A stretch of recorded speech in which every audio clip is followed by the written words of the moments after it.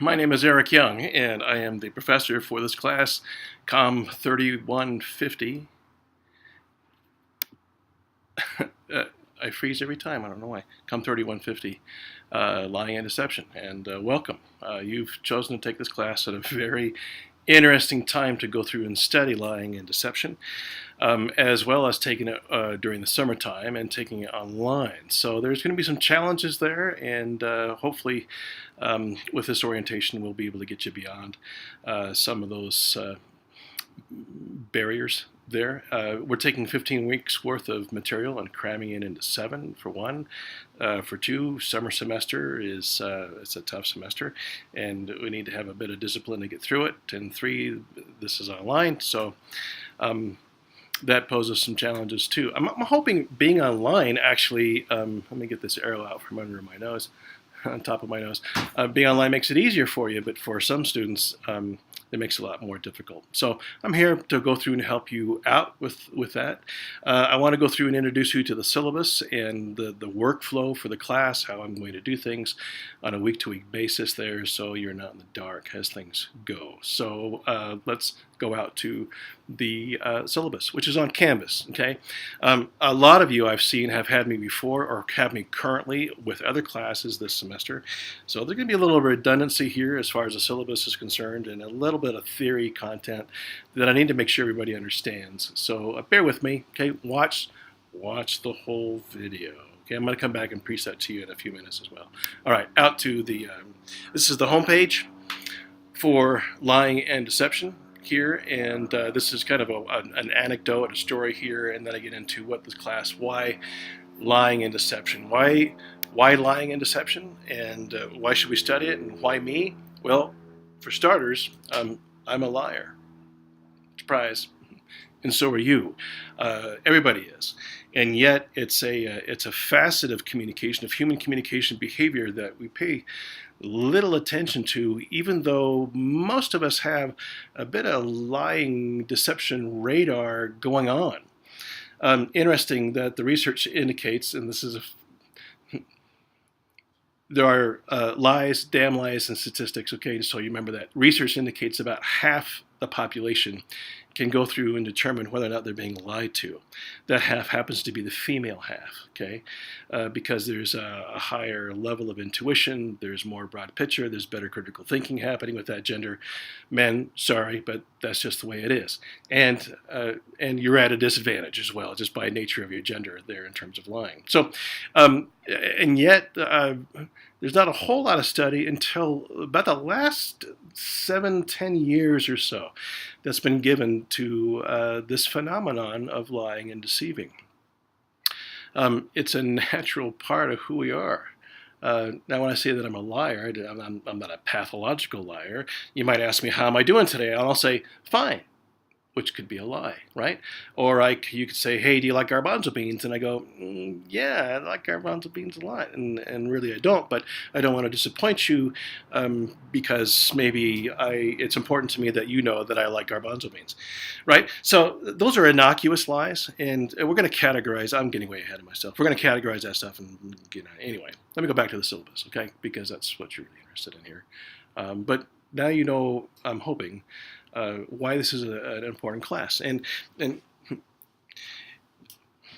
so I'm going to approach this class in terms of developing a skill set with you. Okay, so we're going to get into theory, we're going to talk about lying, we're going to talk about truth, and we'll get into self-deception, which I think is pretty important to understand. And then we're going to get into some of the fun stuff as far as nonverbal cues of lying and deception. We'll get into verbal semantics and some other things there as well. My background, I used to work as an interrogator.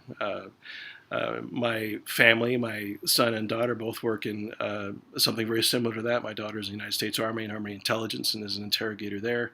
And I'll just leave it at that. Anyway, so there's a background and kind of a generational history of that with what I do. I didn't like it. I wanted to get out of it, and that was 3 or 4 lifetimes ago. But I still have the skills, and I have the research, and I have the background.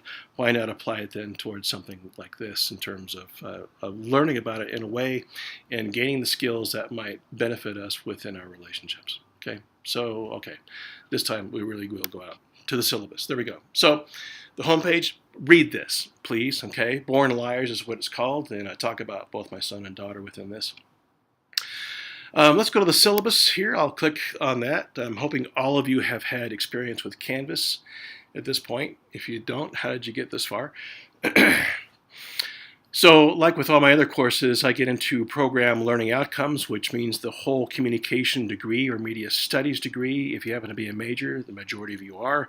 These are the concepts that are driving the content that we create for each class: theory, content creation, critical thinking, research, global perspective, and ethics.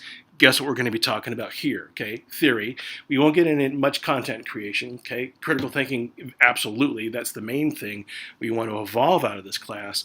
There'll be a little bit of research, global perspective on lying and deception, certainly, and another big one is this idea of ethics.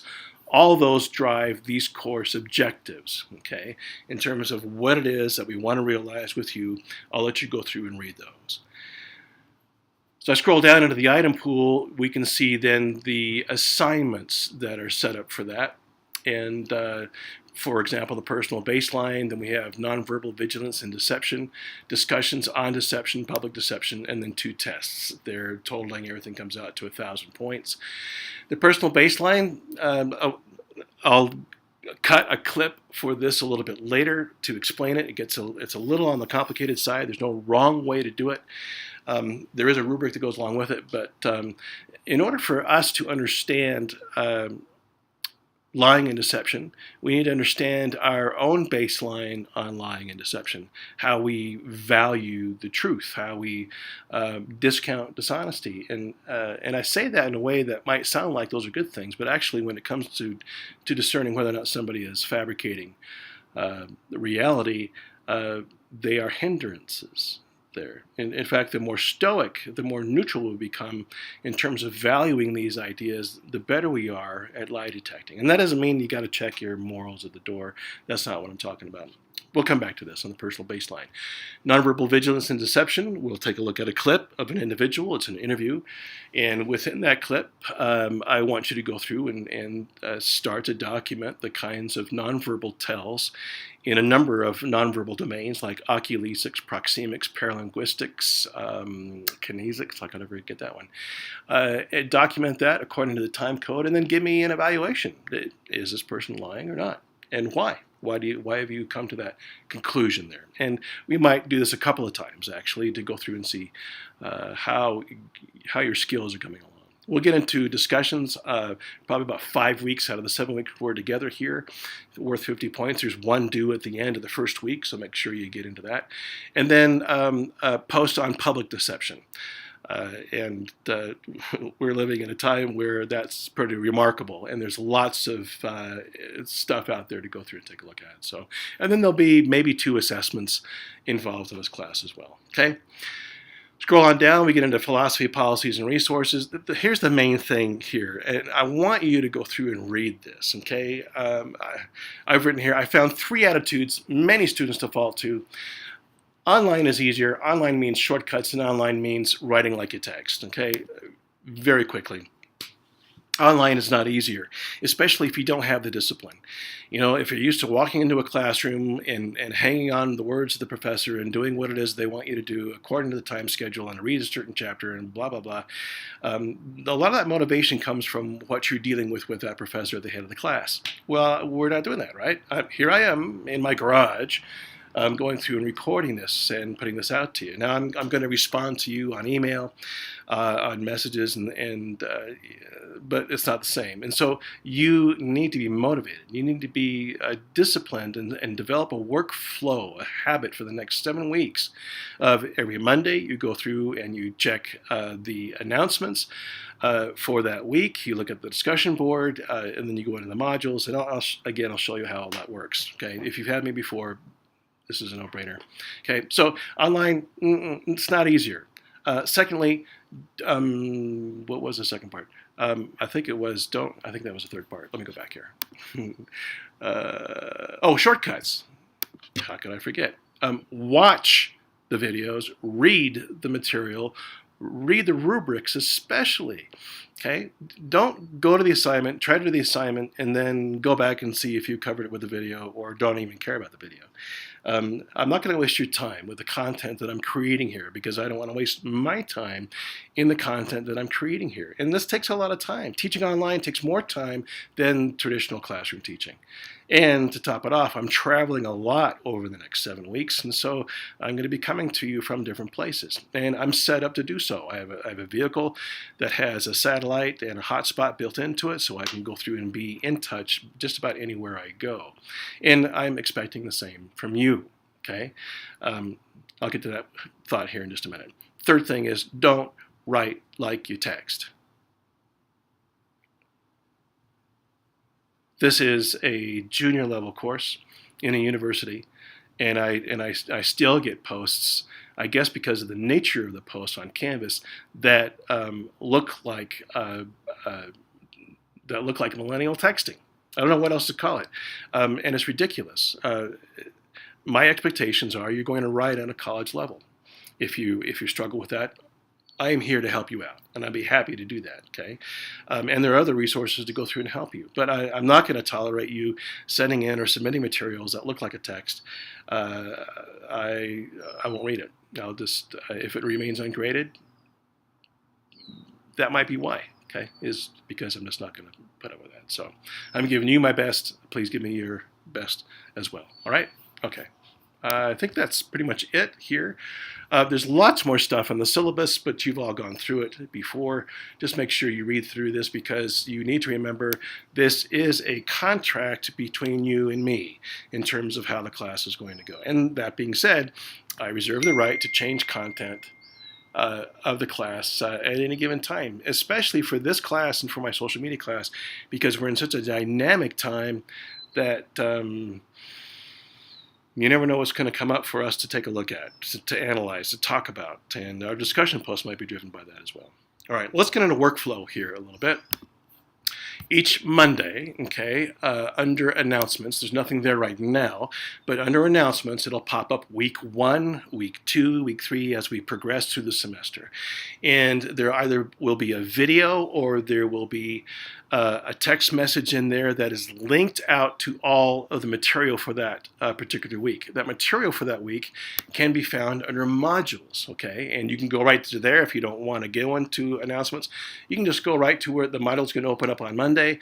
So you see for the first week, we're going to get into, we're going to read we're going to read Born Liars. We're going to watch the perceptual process, perceptual influences, discerning truth, contextual. You get the idea, okay? Oh, I'm losing my voice. It's all there. But for some people who don't know to go into modules or want something maybe that's a little more integrated, I will put together an announcement that actually has that linked. Or I'll put out a clip, a video clip, that will take you through each one of those and tell you what it is that I'm expecting for the assignment, for the activity that week. Each week we'll probably have a discussion. Okay, this week has a discussion attached to that. It's at the bottom of the module, all right? So the workflow is then on Monday, what are you going to do?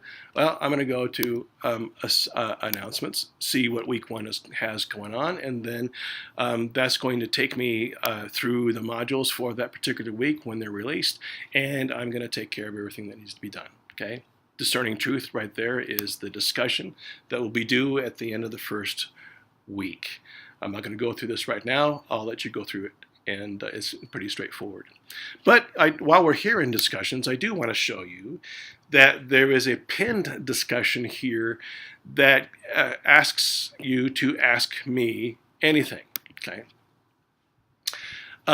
I'm not sure, as I say, I'll answer anything, but you're welcome to go through and ask me questions, especially questions that have to do with course content, questions that have to do with maybe course activities, questions that have to do with what's going on with a certain individual.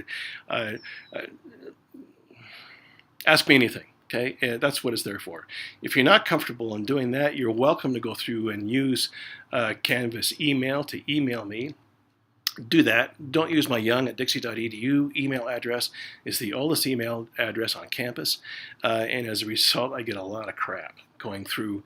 I have over 10,000 unanswered emails on my young@dixie.edu email address. Okay, so you might get lost within that, so make sure you use the Canvas email.